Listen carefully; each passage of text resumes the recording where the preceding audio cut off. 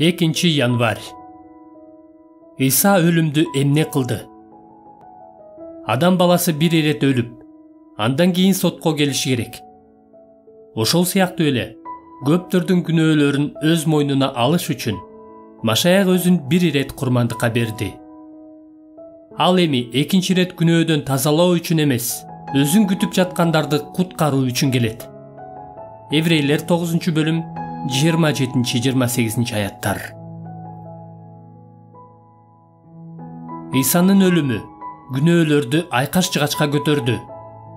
Мына ушул нерсе машаякчылыктын, жакшы кабардын жана бул дүйнөдөгү Кудайдын улуу куткаруу ишинин маңызы болуп саналат. Иса өзүнүн өлүмү аркылуу бардык күнөөлөрдү өз мойнуна алды.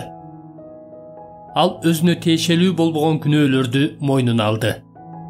Башкаларды күнөөлөрүнөн арылтыш үчүн, алардын күнөөлөрү үчүн азап чекти.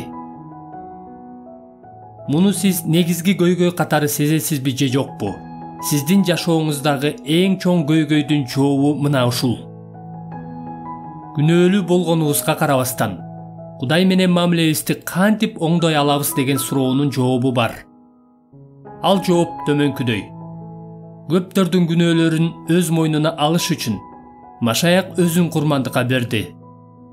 Ал биздин күнөөлөрүбүздү көтөрүп, айкаш-жыгачка алып барды жана биз татыктуу болгон өлүм менен ошол жерде өлдү. Эми бул менин өлүмүм үчүн эмнени билдирет? Адам баласы бир ирет өлүп, андан кийин сотко келиши керек. Еврейлер 9 бөлүм 27 аят. Бул менин өлүмүм эми жаза болбой калганын билдирет. Менин өлүмүм мындан ары күнөө үчүн берилген жаза эмес. Менин күнөөлөрүм жоюлду. Иса өз өлүмү менен мени алардан арылтты. Машаяк менин жазамды өз мойнуна алып азап чекти. Анда эмне үчүн мен дагы деле өлүмдөн кутулган жокмун? Анткени Кудай өлүмдү күнөөнүн өтө коркунучтуу экендигинин туруктуу күбөсү катары көрсөтүш үчүн бул дүйнөдө атүгүл өз балдарынын арасында да убактылуу калтырып турууну туура көргөн.